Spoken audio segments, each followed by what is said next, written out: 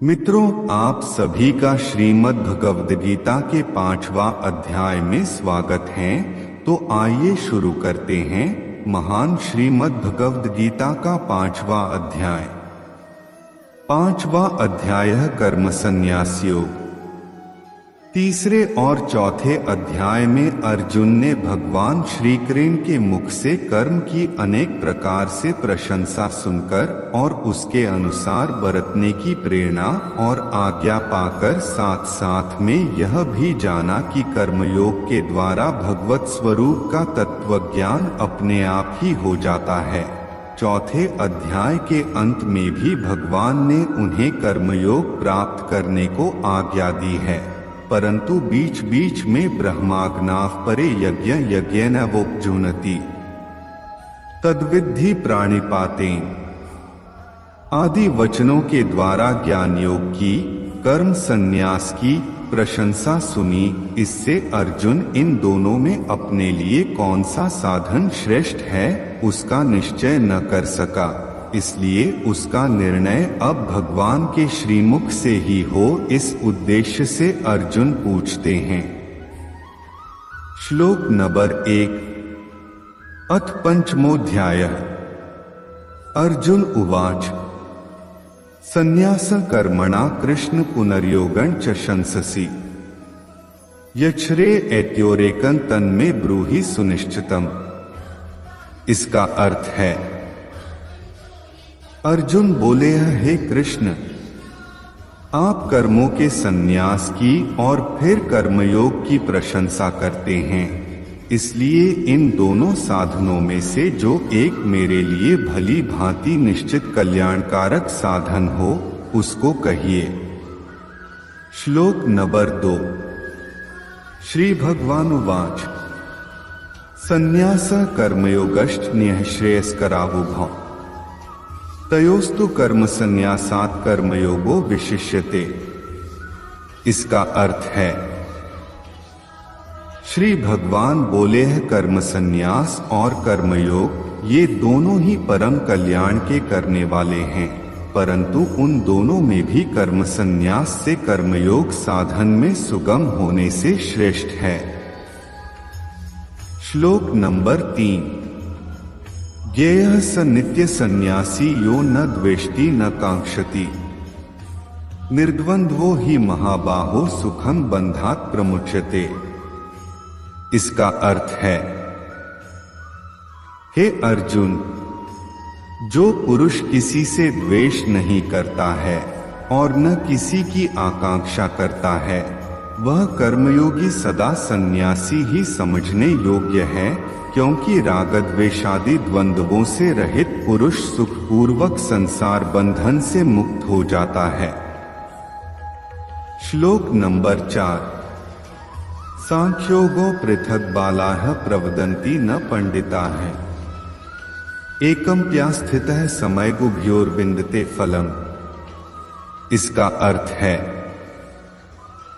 उपर्युक्त संन्यास और कर्मयोग को मूर्ख लोग पृथक पृथक फल देने वाले कहते हैं, न कि पंडित जन, क्योंकि दोनों में से एक में भी सम्यक प्रकार से स्थित पुरुष दोनों के फलस्वरूप परमात्मा को प्राप्त होता है।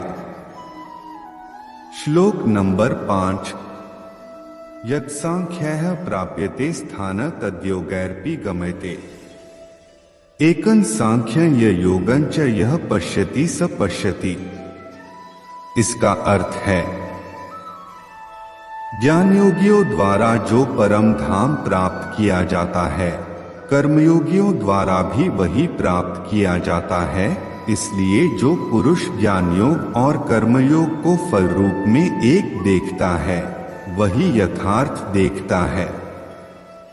श्लोक नंबर 6।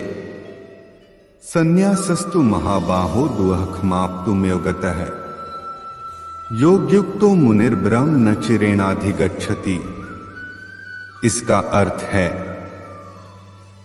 परंतु हे अर्जुन, कर्मयोग के बिना होने वाले संन्यास अर्थात मन, इंद्रिय और शरीर द्वारा होने वाले संपूर्ण कर्मों में कर्तापन का त्याग प्राप्त होना कठिन है, और भगवत स्वरूप को मनन करने वाला कर्मयोगी परब्रह्म परमात्मा को शीघ्र ही प्राप्त हो जाता है। Block number 7। योगयुक्तो विशुद्धात्मा विजितात्मा जितेंद्रियः सर्वभूतात्म भूतात्मा कुर्वन्नपि न लिप्यते। इसका अर्थ है, जिसका मन अपने वश में है, जो जितेंद्रिय और विशुद्ध अंतःकरण वाला तथा संपूर्ण प्राणियों का आत्मरूप परमात्मा ही जिसका आत्मा है, ऐसा कर्मयोगी कर्म करता हुआ भी लिप्त नहीं होता। श्लोक नंबर 8 और 9। नैव किंचित करोमीति युक्तो मन्येत तत्त्ववित् पश्यन् शरिण्वन् स्परिशन् जिघ्रन्नश्नन् गच्छन् स्वपन् श्वसन् प्रलयपन् विसर्जन् गरेणन्नुन्मिषन्निमिषन्नपि इंद्रियाणीन्द्रियार्थेषु वर्तन्त इति धारयन्। ये सभी का अर्थ है, तत्व को जानने वाला सांख्य योगी तो देखता हुआ, सुनता हुआ, स्पर्श करता हुआ, सूंघता हुआ, भोजन करता हुआ, गमन करता हुआ, सोता हुआ, श्वास लेता हुआ, बोलता हुआ, त्यागता हुआ, ग्रहण करता हुआ तथा आंखों को खोलता और मूंदता हुआ भी सब इंद्रियां अपने अपने अर्थों में बरत रही हैं। इस प्रकार समझकर निःसंदेह ऐसा माने कि मैं कुछ भी नहीं करता हूँ। श्लोक नंबर 10। ब्रह्मण्याधाय कर्माणि संगं त्यक्त्वा करोति यः लिप्यते न स पापेन पद्मपत्रमिवाम्भसा। इसका अर्थ है, जो पुरुष सब कर्मों को परमात्मा में अर्पण करके और आसक्ति को त्याग कर कर्म करता है, वह पुरुष जल से कमल के पत्ते की भांति पाप से लिप्त नहीं होता। श्लोक नंबर 11। कायेन मनसा बुद्धया केवलैरिन्द्रियर्पि योगिनः कर्म कुर्वन्ति संगं त्यक्त्वात्मशुद्धये। इसका अर्थ है, कर्मयोगी ममत्व बुद्धिरहित केवल इंद्रिय, मन, बुद्धि और शरीर द्वारा भी आसक्ति को त्याग कर अंतःकरण की शुद्धि के लिए कर्म करते हैं। श्लोक नंबर 12। युक्तः कर्मफलं त्यक्त्वा शान्तिमाप्नोति नैष्ठिकीम् अयुक्तः कामकारेण फले सक्तो निबध्यते। इसका अर्थ है, कर्मयोगी कर्मों के फल का त्याग करके भगवत प्राप्ति रूप शांति को प्राप्त होता है और सकाम पुरुष कामना की प्रेरणा से फल में आसक्त होकर बंधता है। श्लोक नंबर 13। सर्वकर्माणि मनसा संन्यस्यास्ते सुखं वशी नवद्वारे पुरे देहि नैव कुर्वन् कार्यम्। इसका अर्थ है, अंतःकरण जिसके वश में है, ऐसा सांख्य योग का आचरण करने वाला पुरुष न करता हुआ और न करवाता हुआ ही नवद्वारों वाले शरीर रूपी घर में सब कर्मों का मन से त्याग कर आनंद पूर्वक सच्चिदानंद घन परमात्मा के स्वरूप में स्थित रहता है। श्लोक नंबर 14।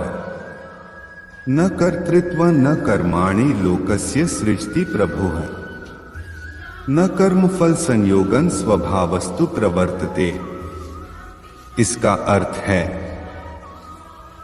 परमेश्वर मनुष्यों के न तो कर्तापन की, न कर्मों की और न कर्मफल के संयोग की रचना करते हैं, किंतु स्वभाव ही बरत रहा है। श्लोक नंबर 15। नादत्ते कस्यचित् पापं न चैव सुकृतं विभुः अज्ञानेनावृत्तं ज्ञानं तेन मुह्यन्ति जन्तवः। इसका अर्थ है, सर्वव्यापी परमेश्वर भी न किसी के पाप कर्म को और न किसी के शुभ कर्म को ही ग्रहण करता है, किंतु अज्ञान के द्वारा ज्ञान ढका हुआ है, उसी से सब अज्ञानी मनुष्य मोहित हो रहे हैं। श्लोक नंबर 16। ज्ञानेन तु तदज्ञानम येषा नाशितमात्मनः तेषामादित्यवज ज्ञानम प्रकाश्यति तत्परम। इसका अर्थ है, परंतु जिनका वह अज्ञान परमात्मा के तत्व ज्ञान द्वारा नष्ट कर दिया गया है, उनका वह ज्ञान सूर्य के सदृश उस सच्चिदानंद घन परमात्मा को प्रकाशित कर देता है। श्लोक नंबर 17। तद बुद्ध्यस्तदात्मानस्तन्निष्ठास्तत्पराणाम् गच्छन्त्य पुनरावृत्ति ज्ञान निर्धूत कल्मषा है। इसका अर्थ है, जिनका मन तद्रूप हो रहा है, जिनकी बुद्धि तद्रूप हो रही है और सच्चिदानंद घन परमात्मा में ही जिनकी निरंतर एक ही भाव से स्थिति है, ऐसे तत्परायण पुरुष ज्ञान के द्वारा पाप रहित होकर अपुनरावृत्ति को अर्थात परम गति को प्राप्त होते हैं। श्लोक नंबर 18। विद्याविनय संपन्ने ब्राह्मणे गवि हस्तिनी शुनि चैव श्वपाके च पंडिताः समदर्शिनः। इसका अर्थ है, वे ज्ञानी जन विद्या और विनययुक्त ब्राह्मण में तथा गौ, हाथी, कुत्ते और चांडाल में भी समदर्शी होते हैं। श्लोक नंबर 19। इह तैर्जितः सर्गो येषां सामये स्थितः मनः निर्दोष ही समं ब्रह्मा तस्मात् ब्रह्मणि ते स्थिता है। इसका अर्थ है, जिनका मन संभाव में स्थित है, उनके द्वारा इस जीवित अवस्था में ही संपूर्ण संसार जीत लिया गया है, क्योंकि सच्चिदानंद घन परमात्मा निर्दोष और सम है, इससे वे सच्चिदानंद घन परमात्मा में ही स्थित है। श्लोक नंबर 20। न प्रहृष्यत प्रियं प्राप्य नोद्विजेत प्राप्य चाप्रियम स्थिर बुद्धिर सम्मूढ़ो ब्रह्मविद ब्रह्मणि स्थितः। इसका अर्थ है, जो पुरुष प्रिय को प्राप्त होकर हर्षित नहीं हो और अप्रिय को प्राप्त होकर उद्विग्न न हो, वह स्थिर बुद्धि, संशय रहित ब्रह्मवेत्ता पुरुष सच्चिदानंद घन परब्रह्म परमात्मा में एक ही भाव से नित्य स्थित है। श्लोक नंबर 21। बाह्य स्पर्शेष्वसक्तात्मा विन्दत्यात्मनि यत् सुखम स ब्रह्मयोग युक्तात्मा सुखमक्षमश्नुते। इसका अर्थ है, बाहर के विषयों में आसक्ति रहित अंतःकरण वाला साधक आत्मा में स्थित जो ध्यानजनित सात्विक आनंद है, उसको प्राप्त होता है।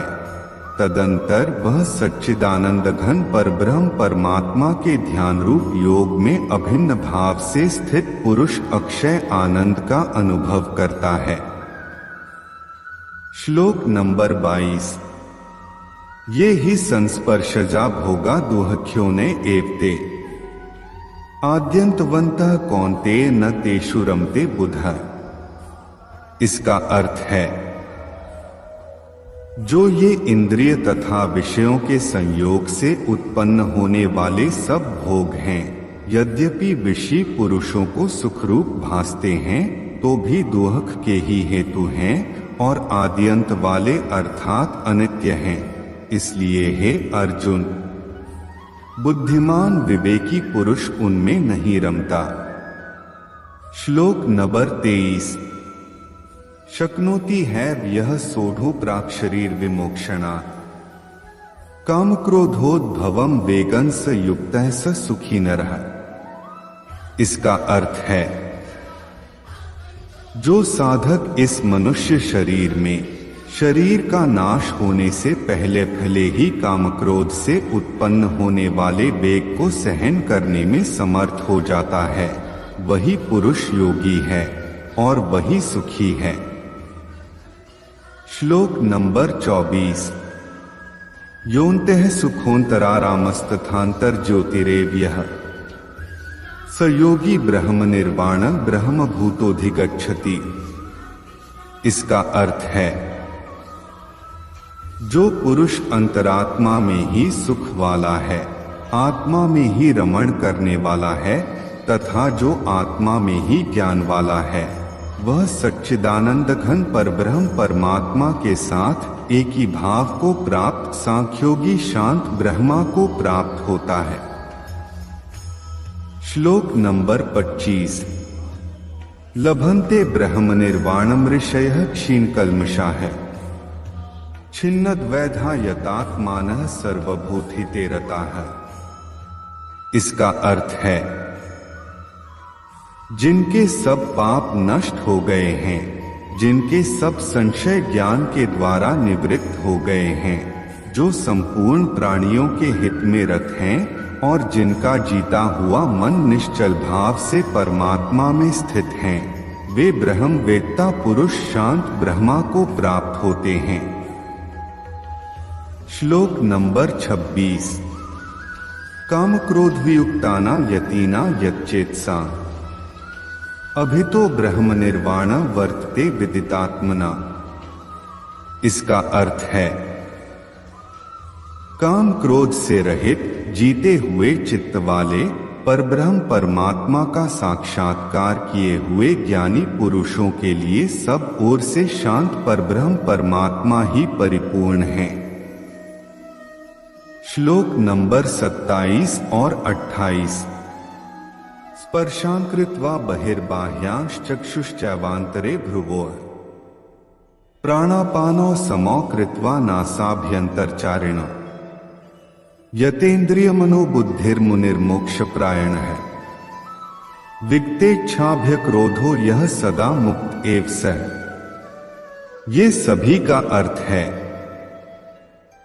बाहर के विषय भोगों को न चिंतन करता हुआ बाहर ही निकालकर और नेत्रों की दृष्टि को भ्रिकुटी के बीच में स्थित करके तथा नासिका में विचरने वाले प्राण और अपान वायु को सम करके जिसकी इंद्रिया, मन और बुद्धि जीती हुई हैं, ऐसा जो मोक्षप्रायण मुनि इच्छा, भय और क्रोध से रहित हो गया है, वह सदा मुक्त ही है। श्लोक नंबर 29। भोक्तारं यज्ञतपसा सर्वलोक महेश्वरम सुहृदं सर्वभूताना ज्ञात्वा मां शांतिमृच्छति। इसका अर्थ है, मेरा भक्त मुझको सब यज्ञ और तपों का भोगने वाला, संपूर्ण लोकों के ईश्वरों का भी ईश्वर तथा संपूर्ण भूत प्राणियों का सुहृद अर्थात स्वार्थरहित दयालु और प्रेमी, ऐसा तत्व से जानकर शांति को प्राप्त होता है। तत्सदिति श्रीमद्भागवत गीता सूपनिषत्सु ब्रह्म विद्याया योगशास्त्रे श्री कृष्णार्जुन संवादे कर्म संन्यास योगो नाम पंचमोध्याय।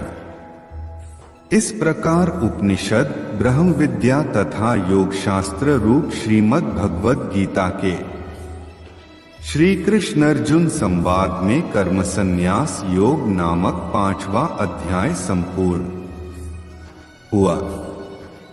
श्रीमद् भगवद गीता का 5वां अध्याय यहीं पर समाप्त होता है। उम्मीद करते हैं मित्रों आप सभी को ये वीडियो जरूर पसंद आई होगी। अब हम लोग मिलते हैं श्रीमद् भगवद गीता के 6ठा अध्याय के साथ में। तब तक के लिए आप सभी अपना ख्याल रखें। जय श्री कृष्ण।